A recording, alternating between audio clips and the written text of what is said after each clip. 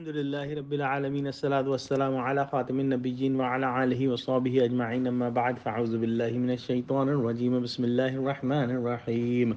قال الله تعالى في سورة البقرة فاذكروني أذكركم واشكروا لي ولا تكفرون ترجمہ تم مجھے یاد کرو میں تمہیں یاد کیا کروں گا اور میرے احسان مانتے رہنا اور ناشکری نہ کرنا۔ اس آیت کے ساتھ سورہ بقرہ کے 18 رکوع مکمل ہو گئے، جس کے اندر جو ہے سابقہ امت مسلمہ یعنی یہود سے جو ہے ڈائریکٹ اور انڈائریکٹ خطاب ہے، اور اس سلسلے کا آخری مضمون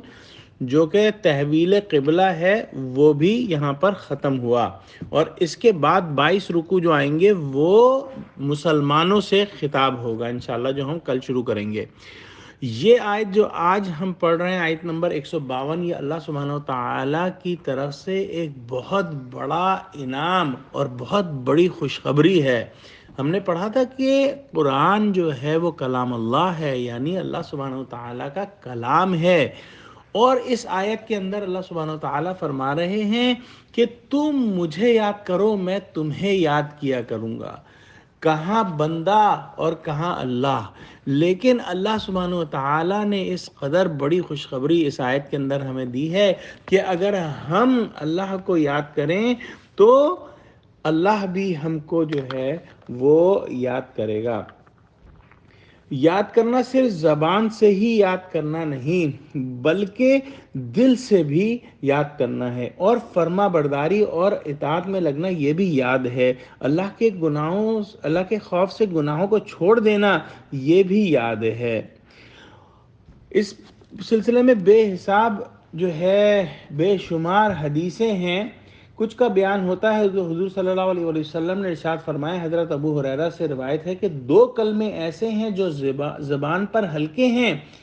قیامت کے دن ترازو میں بھاری ہوں گے اور رحمان کو محبوب ہیں، اور وہ یہ ہیں سبحان اللہ و بحمدہ سبحان اللہ العظیم۔ ہم سب کو یہ کلمے یاد کر لینے چاہیے۔ اس کے علاوہ حضرت ابو سعید خدری رضی اللہ تعالیٰ عنہ سے روایت ہے کہ رسول اللہ صلی اللہ علیہ وسلم نے ارشاد فرمایا کہ جو لوگ کسی جگہ بیٹھ کر اللہ کے ذکر میں مشغول ہوتے ہیں ان کو فرشتے گھیر لیتے ہیں، ان پر رحمت چھا جاتی ہے، ان پر اطمینان کا نزول ہوتا ہے، اور اللہ تعالیٰ ان کو اپنے درباریوں میں یاد فرماتا ہے۔ تو اللہ سبحانہ و تعالیٰ بندے کو یاد کرے، اس سے بڑا جو ہے وہ مقام اور اس سے بڑی خوشخبری بندے کے لیے کچھ نہیں ہو سکتی، بس شرط یہی ہے کہ خلوص نیت کے ساتھ صرف اللہ کی رضا کے لیے اس کو یاد کیا جائے۔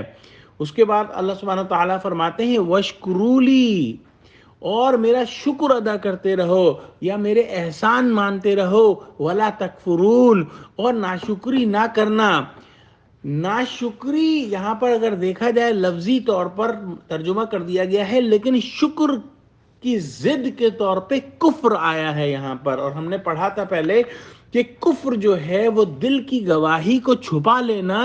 وہ کفر ہے۔ تو جب اللہ سبحانہ و تعالیٰ نے ہم کو اتنی نعمتیں دی ہیں، ہمیں ہاتھ پاؤں دیے ہیں، صحت دی ہے، اولاد دی ہے، رزق دیا ہے،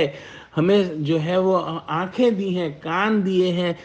ہر نعمت کو اگر ہم دیکھیں تو یہ لازمی ہے کہ اللہ سبحانہ و تعالیٰ کا شکر دل سے نکلے، اور اگر کوئی اس شکر کو دبا لے تو وہ کفر ہے، وہ دل کی گواہی کو دبا رہا ہے، وہ کفر ہے، جس کا ترجمہ ناشکری یہاں پر جو ہے وہ کر دیا گیا ہے۔ اللہ سبحانہ وتعالیٰ سے دعا کرتے ہیں کہ اللہ سبحانہ وتعالیٰ اس آیت کا ہم کو فہم دے، اور ہماری زبان کو اور ہمارے دلوں کو ہر وقت اللہ کا ذکر کرنے والا بنا دے، اور ہماری زبانوں کو اور ہمارے دلوں کو ہر وقت اللہ تعالیٰ کا شکر کرنے والا بنا دے۔ آمین یا رب العالمین، وآخر دعوانا الحمدللہ رب العالمین، والسلام علیکم ورحمۃ اللہ وبرکاتہ۔